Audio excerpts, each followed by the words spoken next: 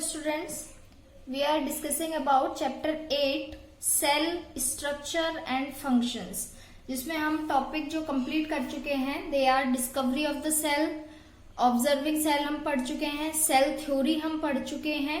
Cell theory में हमने कुछ पॉइंट्स पढ़े थे सेल के बारे में।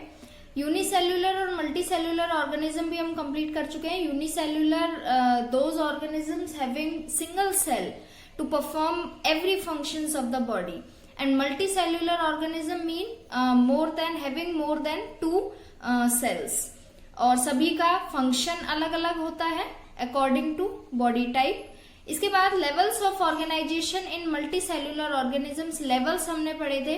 लेवल मीन सबसे पहले सेल प्लस सेल टिश्यू बनता है, tissue plus tissue organ, organ से एक कंप्लीट ऑर्गन सिस्टम बनता है, and organ systems form of organ systems बनता है एक पूरा ऑर्गेनिज्म। इसके बाद शेप ऑफ द सेल हमने पढ़ी थी कि सभी सेल जो होती हैं उनकी सबकी शेप अलग अलग होती है। और साइज ऑफ द सेल हम कंप्लीट कर चुके थे। जो साइज होता है सभी का अलग अलग होता है सेल्स का। किसी भी ह्यूमन बीइंग हो या कोई भी एनिमल हो, कोई भी प्लांट हो, उसके साइज के अकॉर्डिंग हम ये नहीं बोल सकते हैं कि सेल का साइज बड़ा है। सेल का साइज उतना ही रहता है। नर्व सेल सबसे बड़ी होती है जो each part of the body तक पहुंचती है, और ब्लड सेल सबसे छोटी होती हैं। इसके बाद स्ट्रक्चर ऑफ द सेल आज हम टॉपिक स्टार्ट करेंगे, जिसमें हम सेल की स्ट्रक्चर देखेंगे कि किस तरीके से होता है। यूनिसेल्युलर मल्टी सेल्युलर हम पढ़ चुके हैं। यहाँ है पेज नंबर 93 पर टॉपिक है structure of the cell. As mentioned earlier, cells differ in shape and size, but the basic internal structure of all cells is same. हम पहले भी पढ़ चुके हैं कि सेल्स जो होती हैं उनमें डिफरेंस होता है शेप में और साइज में, बट जो बेसिक स्ट्रक्चर होती है ऑल सेल्स की, वो सबकी स्ट्रक्चर बेसिक सेम ही होती है। कि जैसे अभी हम प्लांट सेल पढ़ेंगे तो जो प्लांट सेल का जो हम डायग्राम देखेंगे वो मेनली सभी में एक जैसा ही होता है। In general a cell is made up of cell membrane. कुछ चीजें जो हम इसमें पढ़ेंगे, cell membrane, cytoplasm and nucleus, ये इन जनरल सभी में होगा।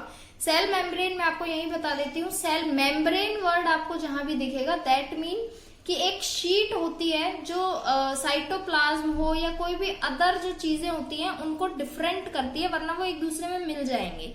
तो एक तरह की शीट होती है, थिन शीट। अब चाहे सेल मेम्ब्रेन हो दैट मीन वो सेल के अंदर है। एक न्यूक्लियस जो होता है, न्यूक्लियस की भी एक न्यूक्लियस मेम्ब्रेन होती है जो न्यूक्लियस को प्रोटेक्ट करती है, न्यूक्लियस को अलग करती है बाकी चीजों से। इसके बाद जो साइटोप्लाज्म होता है वो एक जेली लाइक लिक्विड होता है जिसको हम साइटोप्लाज्म कहते हैं। ट्रांसलूसेंट होता है नेचर में, ट्रांसलूसेंट, ट्रांसपेरेंट और ओपेक आपने सभी ने पहले पढ़ा होगा। तो ट्रांसलूसेंट होता है। और जो साइटोप्लाज्म जो वर्ड बना है वो काइटोस और प्लाज्मा से मिलकर बना है। प्लाज्मा मीन होता है लिक्विड और काइटोस मीन होता है होलो। तो ये जो साइटोप्लाज्म होता है वो एक तरह का लिक्विड होता है जो सेल के अंदर रहता है। इसके बाद है जब हम स्टार्ट करेंगे, let us study the characteristics and functions of the parts of a cell. Each part का हम कैरेक्टरिस्टिक, उसका फंक्शन कंप्लीटली डिटेल में पढ़ेंगे, लेकिन उससे पहले हमें डायग्राम पढ़ना होगा। ये प्लांट सेल का डायग्राम है और ये एक एनिमल सेल का डायग्राम है। जितने भी प्लांट होंगे उनकी जितनी भी सेल होंगी ये कॉमन डायग्राम है, जनरल डायग्राम जो हम पढ़ते हैं। सिमिलरली एनिमल्स में भी एक कॉमन डायग्राम है एक सेल का जो हम पढ़ेंगे। सबसे पहले एक एनिमल सेल का डायग्राम देखते हैं कि यहाँ ये वाला जो पार्ट है दैट इज सेंट्रोसोम, जिसके बारे में अभी हम आगे पढ़ेंगे।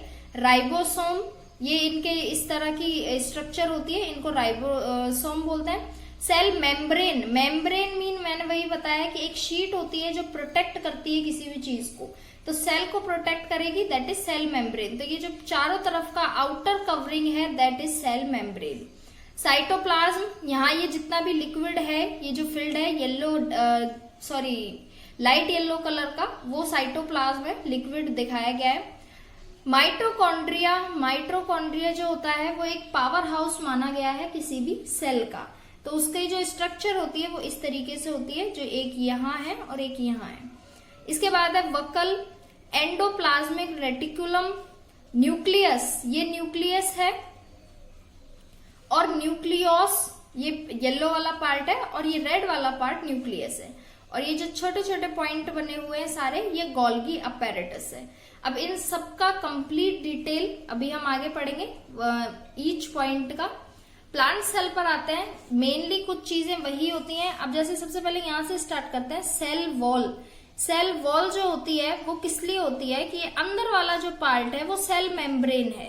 सेल मेम्ब्रेन मीन सेल को प्रोटेक्ट कर रही है सेल मेम्ब्रेन वाली शीट, लेकिन सेल मेम्ब्रेन भी बहुत सॉफ्ट होता है, दैट्स वाई। और जो प्लांट होता है वो बहुत टफ होता है। ये प्लांट सेल है, ये एनिमल सेल है। अब आपको पता है एनिमल सेल जो होती है वो एनिमल की बॉडी के अंदर होती है, दैट्स वाई वहां किसी सेल वॉल की नीड नहीं है, सेल मेम्ब्रेन से ही काम चल जाता है। लेकिन जो प्लांट सेल होता है, अब जो प्लांट की जो आउटर कवरिंग है जिसको हम देखते हैं, जिसको हम टच भी कर सकते हैं, वो सॉफ्ट नहीं होता है। वो किस वजह से सॉफ्ट नहीं होता है? सेल वॉल की वजह से। क्योंकि सेल मेम्ब्रेन बहुत सॉफ्ट होती है, इजीली हार्म पहुंचाया जा सकता है, या फिर मेनली जो रेन होती है, चाहे विंड हो या कोई भी अपने नेचुरल डिजास्टर हैं, साइक्लोन्स हैं, उससे इफेक्ट पड़ सकता है प्लांट पर, क्योंकि ये तो बाहर रहते हैं, दैट्स वाई। तो जो इनके लिए सेल वॉल नीडेड होती है जो बहुत हार्ड होती है। तो ये सबसे आउटर कवरिंग जो है, 2 लाइंस बनी हुई है आउटर कवरिंग में, एक सेल वॉल की है बाहर वाली, अंदर वाली सेल मेम्ब्रेन की है।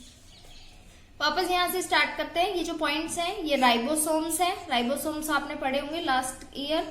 एंडोप्लाज्मिक रेटिकुलम है, न्यूक्लियस और न्यूक्लियस। ये रेड वाला पार्ट न्यूक्लियस है और बाकी येलो वाला पार्ट न्यूक्लियस है। Mitochondria same power house of any cell.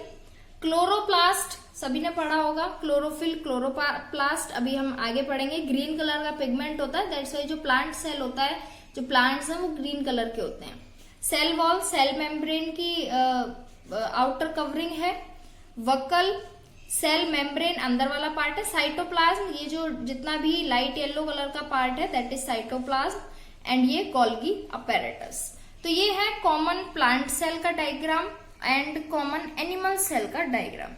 इसके बाद जब ईच पॉइंट का हम स्टार्ट करते हैं, सेल मेम्ब्रेन से स्टार्ट करेंगे। A cell membrane is a boundary that separate the internal parts of a cell from the external environment। Cell membrane एक बाउंड्री होती है जो सेपरेट करती है जितने भी इंटरनल पार्ट है सेल के, उसको बाहर का एनवायरनमेंट टच ना कर पाए, उसका कोई इफेक्ट ना पड़े। दैट्स वाई एक शीट लाइक होती है, स्किन लाइक बोल सकते हैं, that is cell membrane. It is like the cell of skin of the cell. जैसे हमारी बॉडी में स्किन होती है, ऐसे ही सेल मेम्ब्रेन सेल की स्किन होती है। It also separate cells from each other. अब जो सेल्स होते हैं, अभी सेल के अंदर हमने इतने सारे पार्ट पढ़े हैं, तो ये सारे पार्ट एक दूसरे से भी सेपरेट रहे, मिक्स ना हो, दैट्स वाई सेल मेम्ब्रेन बनाई जाती है। The cell membrane give shape to the cell. अब जो सेल को जो शेप देता है वो सेल मेम्ब्रेन ही देता है। It is also called plasma membrane और प्लाज्मा लेमा। प्लाज्मा मेम्ब्रेन भी बोल सकते हैं और प्लाज्मा लेमा, दोनों ही नेम सेल मेम्ब्रेन के हैं। The cell membrane is soft and porous to permit the flow of water and organic substances into and out of the cell. जो cell membrane होती है बहुत सॉफ्ट होती है और परमिट कर देती है वाटर को अंदर जाने के लिए, या फिर कोई भी ऑर्गेनिक सब्सटेंस है उसको अंदर जाने के लिए, या जो भी वेस्टेज है उसको बाहर जाने के लिए ये परमिट करती है, खुल जाती है ये।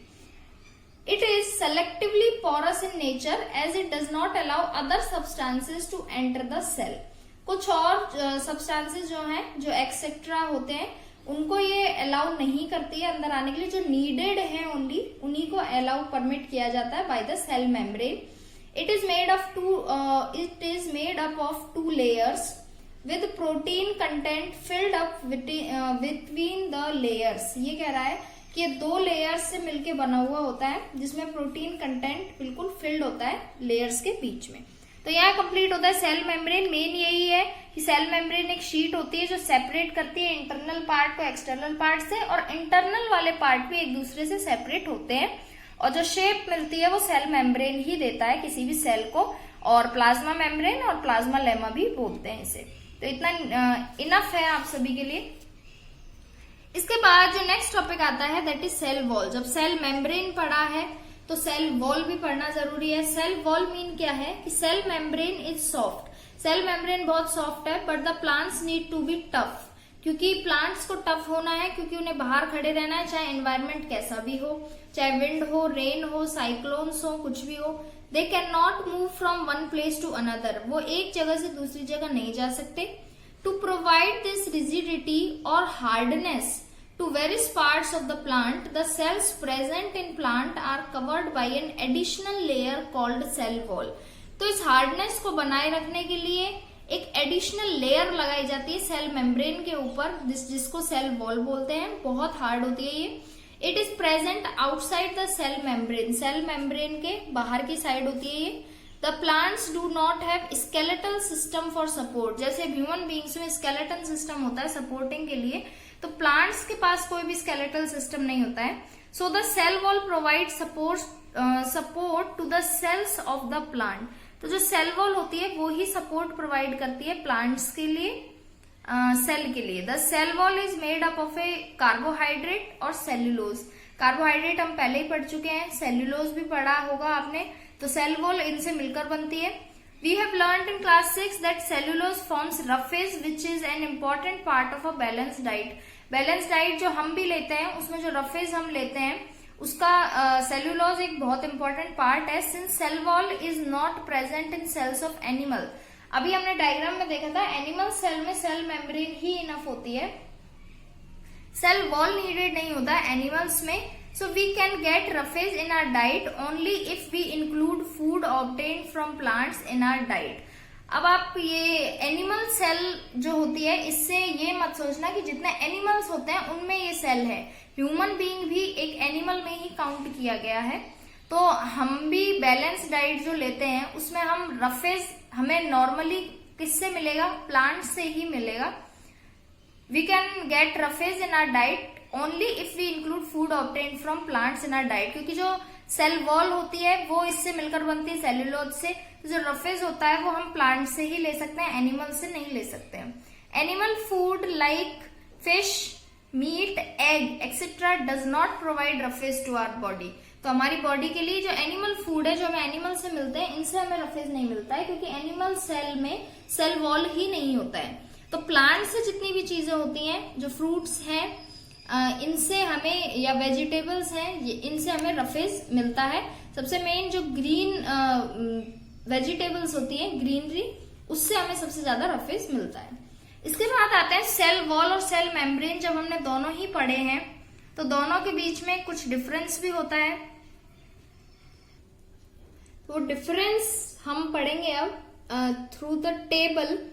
सबसे पहले है बेसिक ऑफ डिफरेंस, कि हम किस बेस पर डिफरेंस कर रहे हैं।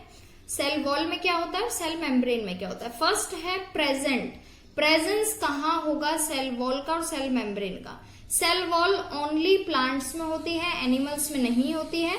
और सेल मेम्ब्रेन जितनी भी लिविंग सेल है सब में होती है, चाहे एनिमल सेल हो चाहे प्लांट सेल हो।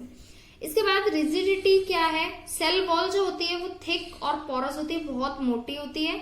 और cell membrane thin and selectively porous, that mean कि अगर उसकी कोई नीडेड की चीज है तो उसके लिए तो वो पोरस है, अलाउ कर देगी, बट जो भी वेस्ट है उसके लिए जो सेल मेम्ब्रेन है वो अलाउ नहीं करती है एंट्री। इसके बाद है फाउंड, कहाँ पे होता है ये। सेल वॉल तो होता है outside the cell membrane, cell membrane के बाहर, और जो सेल मेम्ब्रेन होता है वो सेल वॉल के अंदर होता है। Inside the cell wall in plant cells forms boundary of animal cell. Composition mean किससे मिलकर बना हुआ है। सेल वॉल मिलता है made up of cellulose, cellulose से मिलकर बनता है। और जो सेल मेम्ब्रेन होता है वो प्रोटीन से बनता है। तो मेनली हम क्या समझ सकते हैं कि जो सेल मेम्ब्रेन होता है वो एनिमल सेल में सबसे बाहर होता है।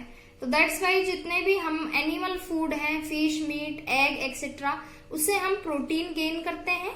और जो सेल वॉल है वो उसमें मिलती है प्लांट्स में, तो हम प्लांट से मेनली रफेज जो सेल्यूलोज होता है वो गेन करते हैं। इसके बाद फंक्शन, क्या वर्क है, gives strength to the cell. Cell की जो स्ट्रेंथ होती है वो सेल वॉल होती है, पूरे प्लांट की जो स्ट्रेंथ होती है वो सेल वॉल होती है। And give shape to the cell and helps in exchange of materials. Material जो नीडेड है उनको एक्सचेंज करने में सेल मेम्ब्रेन हेल्प करता है, और जो सेल का जो शेप होता है वो भी सेल मेम्ब्रेन ही डिसाइड करता है। तो यहाँ पर हमारे 2 टॉपिक कंप्लीट होते हैं, cell membrane and cell wall with the difference. इसके बाद जो थर्ड पॉइंट आता है दैट इज साइटोप्लाज्म। तो साइटोप्लाज्म हम पहले भी पढ़ चुके हैं, एक लिक्विड होता है, एक फ्लूइड होता है। फ्लूइड हम पहले भी पढ़ चुके हैं, mixture of liquid and gas. तो जो बनता है जेली लाइक सब्सटेंस होता है जिसे फ्लूइड बोलते हैं। तो the cell is filled up of a jelly like fluid, this fluid is called cytoplasm. तो उस फ्लूइड को साइटोप्लाज्म बोलते हैं। Cytoplasm is translucent in nature, translucent होता है, पढ़ चुके हैं हम। ट्रांसपेरेंट ऐसी चीजें होती हैं जिनके हम बिल्कुल आर पार देख सकते हैं। ओपेक ऐसी चीजें होती हैं जहां हम आर पार नहीं देख सकते हैं। ट्रांसलूसेंट थोड़ा पार्शियली हम जो देख सकते हैं that is translucent. The word cytoplasm is formed by combination of 2 Latin words, 2 Latin words के कॉम्बिनेशन से मिलकर बनता है cytoplasm, that is kytos and plasma. Kytos meaning होता है होलो एंड प्लाज्मा मीनिंग होता है liquid. Various organelles present in cell are scattered or dispersed in cytoplasm. बहुत सारी चीजें ऐसी होती हैं जो सेल में प्रेजेंट होती हैं, वो मिल जाती हैं, डिस्पर्स मीन मिल जाती हैं साइटोप्लाज्म में, क्योंकि ये एक लिक्विड होता है, that's why. Cytoplasm synthesize proteins. All the metabolic activities, that is activity necessary for life, is carried out by cytoplasm of the cell. जो हमारी बॉडी के लिए किसी भी प्लांट की हो चाहे एनिमल की हो, जो भी एक्टिविटी है जो नेसेसरी है वो सारी जो कंट्रोल करता है वो उसको साइटोप्लाज्म कंट्रोल करता है। बीइंग ए हैवी लिक्विड, ये बहुत हैवी लिक्विड होता है। साइटोप्लाज्म कीप्स ऑन सर्कुलेटिंग और फ्लोइंग इनसाइड द सेल। तो ये फ्लो करता रहता है, अगर ये एक ही जगह रहता तो इतना हैवी होता है कि वहीं की वहीं जम सकता है। दैट्स वाई ये फ्लो करता रहता है, सर्कुलेट करता रहता है सेल के अंदर। तो जो मूवमेंट होता है साइटोप्लाज्म का इज कॉल्ड साइक्लोसिस। तो साइक्लोसिस मीन जो साइटोप्लाज्म जो लिक्विड है वो जमे नहीं, फ्रीज ना हो, दैट्स वाई उस जो सर्कुलेट होता रहता है और फ्लो चलता रहता है, मूवमेंट, इस मूवमेंट को बोलते हैं साइक्लोसिस। तो यहाँ पर हमने थर्ड टॉपिक भी कंप्लीट किया है, साइटोप्लाज्म। अभी हमने कुछ देर पहले ऑर्गेनल्स पढ़ा था, सेल ऑर्गेनल्स, तो वो क्या होता है अब हम डिटेल में देखेंगे। ए structural and functional unit of an organism performing a specific function. कोई भी स्ट्रक्चरल यूनिट है या फंक्शनल यूनिट है किसी भी ऑर्गेनिज्म की, वो परफॉर्म करती है एक स्पेसिफिक फंक्शन, सबका स्पेसिफिक फंक्शन होता है, उससे उसको एक ऑर्गन बोलते हैं। तो similarly the structural and functional unit of a cell performing a specific function is called an organelle. तो किसी भी ऑर्गेनिज्म की जो यूनिट होती है वो एक ऑर्गन होता है, और किसी भी सेल की जो यूनिट होती है उसको ऑर्गेनेल बोलते हैं। पूरे ऑर्गेनिज्म की जो स्ट्रक्चर और फंक्शनल यूनिट होगी वो एक ऑर्गन संभालता है एक फंक्शन को। सिमिलरली एक सेल के जो फंक्शन को संभालता है उसको हम ऑर्गेनेल बोलते हैं। Organelles are the living structure of a cell. Organelles जो होते हैं वो लिविंग स्ट्रक्चर होते हैं किसी भी सेल के, और जो साइटोप्लाज्म में फ्लोट करते रहते हैं, क्योंकि साइटोप्लाज्म में भी पढ़ा है हमने, लिक्विड होता है। Some of the important cell organelles are, अब ये क्या क्या होते हैं सेल ऑर्गेनल। सबसे पहले न्यूक्लियस आता है, chromosomes, plastids, mitochondria, vacuole, Golgi apparatus and lysosome. ये सब अलग अलग हैं जिसके बारे में अभी हम आगे इनके बारे में भी डिटेल पढ़ेंगे, लेकिन ये सब कॉमनली क्या बोले जाते हैं, cell organelles. Cell organelles mean होता है कि ये सेल में एक सबका एक अलग अलग स्पेसिफिक फंक्शन है, सबकी एक अलग अलग डायग्राम है, लेकिन ये फ्लोट करते रहते हैं साइटोप्लाज्म में जो एक लिक्विड होता है। जैसे अगर हम माइटोकॉन्ड्रिया पढ़ें तो माइटोकॉन्ड्रिया आर रॉड और ओवल शेप्ड स्मॉल स्ट्रक्चर्स। बहुत सारे माइटोकॉन्ड्रिया हो सकते हैं सेल के अंदर और ओवल शेप का होता है ये। Mitochondria synthesize adenosine triphosphate, ATP बोलते हैं माइटोकॉन्ड्रिया को। ATP gives energy to the cell, ये एनर्जी देता है सेल को। किसी भी सेल में जो एनर्जी होती है वो एटीपी की वजह से होती है, माइटोकॉन्ड्रिया की वजह से होती है। दैट्स वाई इसे power house of the cell भी बोलते हैं माइटोकॉन्ड्रिया को। These are found by double membrane, इनके अंदर डबल मेम्ब्रेन होता है। Bacteria and red blood cells do not have mitochondria. Mitochondria किसमें नहीं होता है, एक तो आरबीसी के अंदर माइटोकॉन्ड्रिया नहीं होता है, पावर हाउस उनका नहीं होता है, एंड बैक्टीरियाज का। इसके बाद वकल अगर हम पढ़ें, vacuoles are transparent in nature, nature में ट्रांसपेरेंट होते हैं vacuoles. These are formed by thin membrane, thin membrane से मिलकर बनते हैं, and filled with liquids like water and enzymes, और जो लिक्विड होता है इनके अंदर फिल होता है, वाटर हो या एंजाइम हो।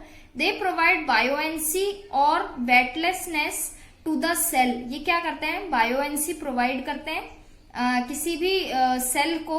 These organelles also store waste material in them, सबसे मेन जो वर्क है इसका कि जो वेस्ट मटेरियल होता है उसको ये अपने अंदर स्टोर करके रखते हैं। Vacuoles present in cell of plants are big, whereas those present in cells of animals are small. Vacuoles जो होते हैं जो प्लांट्स वाले सेल में होते हैं वहां पर ये बिग होते हैं, बड़े होते हैं, लेकिन जो एनिमल्स में जो प्रेजेंट होते हैं वहां पर ये साइज में स्मॉल होते हैं। So to maintain buoyancy of the cell, plant cell have only one vacuole. अब प्लांट सेल में बड़ा होगा तो वहां एक ही वकल इनफ होता है किसी भी वेस्ट मटेरियल को स्टोर करने के लिए, लेकिन एनिमल सेल में वकल्स छोटे होते हैं, that's why animal cells have many vacuoles, तो वहां पे उसे बहुत सारे वकल्स की नीड होती है। सबसे मेन वर्क जो इसका है वेस्ट मटेरियल को अपने अंदर स्टोर करने का है। गोल्गी अपैरेटस क्या होता है, गोल्गी अपैरेटस और Golgi body is a collection of tube like structure, ये जो ट्यूब लाइक स्ट्रक्चर होती है ये गोल्गी अपैरेटस होता है। They synthesise, secrete and store various substances such as proteins, hormones and enzymes. ये क्या करते हैं, सिंथेसाइज करते हैं, सीक्रेट मीन निकालते हैं, किसी भी चीज को सीक्रेट करते हैं, स्टोर वेरियस सब्सटेंसेस स्टोर करते हैं, प्रोटीन, हार्मोन्स, एंजाइम जितने भी होते हैं, ये जो अलग अलग फंक्शंस होते हैं जो हेल्प करते हैं सेल को, तो उन सबको ये अपने अंदर स्टोर करता है और टाइम टू टाइम निकालता है, सीक्रेट करता है जब टाइम आता है जिसका फंक्शन करने का वर्क होता है उस टाइम पर। तो यहाँ पर ये हमने कंप्लीट किए हैं, कुछ पार्ट अभी रह गए हैं बीच में, न्यूक्लियस जो हम नेक्स्ट वीडियो में देखेंगे क्योंकि ये बड़ा टॉपिक है एक, एंड प्रोटोप्लाज्म ऑल्सो, ये भी एक बड़ा टॉपिक है।